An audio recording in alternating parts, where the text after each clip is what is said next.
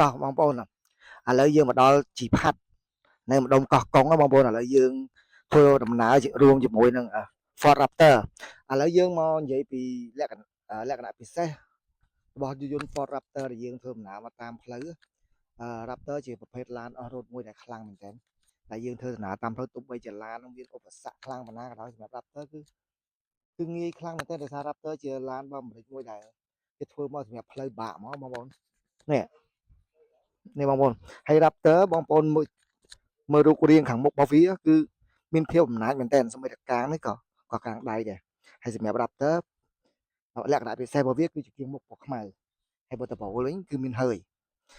ឡាន Raptor មួយគ្រឿងនេះខុសពី Raptor ធម្មតាដោយសារ Raptor នេះគឺជាឡានឆ្នាំ019បន្តិចទៀតខ្ញុំនឹងប្រាប់ថា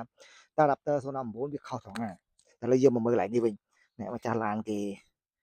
ដាក់ជ័រដើម្បីឲ្យវាប្លែកដោយសារតែធម្មតាវាពណ៌ខ្មៅគេដាក់ពណ៌ខៀវអញ្ចឹងឲ្យវាលេចអានេះកាមេរ៉ាចាប់ពីមុខសម្រាប់បងប្អូនដែលមើលវិញគិតមិនដែរសម្រាប់ Ford Raptor មួយគ្រឿងនេះគិតថាមុខកាចតាណាហើយមកយើងមកមើលរូបរាងឡាននេះពីចំហៀងបងប្អូន Raptor 019ណាបងប្អូនខុសពី17យ៉ាន់19គឺមានរាងបែបនេះ19គឺយ៉ាន់ប្រភេទបែបនេះហើយអ្វីដែលពិសេសមួយទៀតគឺបូម Raptor 019គឺវាពណ៌ទឹកក្រូចហើយសម្រាប់បូមនេះពេលដែលជីពណ៌អាបូមដែលសម្រាប់ឆ្នាំ019ពណ៌ទឹកក្រូចនេះគឺវាជីអែមជាងនេះចាំមើលខ្ញុំបង្ហាញបងប្អូនមកនេះកាមេរ៉ាចាប់បូមឲ្យគេមើលនេះពួក Raptor ពេលដែលឆ្នាំ019គឺបូមគឺប្រភេទនេះបងប្អូនឲ្យតែបូមពណ៌ទឹកក្រូចគឺឡានឆ្នាំ019ហើយពីព្រោះ Raptor 19 17 18ដូចគ្នាទេវាស្តៀងនេះគ្រាន់តែថាបូម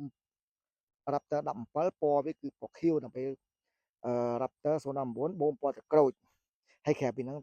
អីទេបងប្អូនស្តៀងតែគ្នាទេតោះឥឡូវកាមេរ៉ាយើងចាប់ពីក្រោយទៀតមើលថ្ងៃហ្នឹងយើងមកលេងជីផាត់យើងជិះ Raptor មកយើងក៏ review ពី Raptor មួយគ្រឿងនេះឲ្យបងប្អូនមើលលេងដែរពីក្រោយវា19 17គឺអត់មានអីខុសគ្នាបងប្អូនគឺ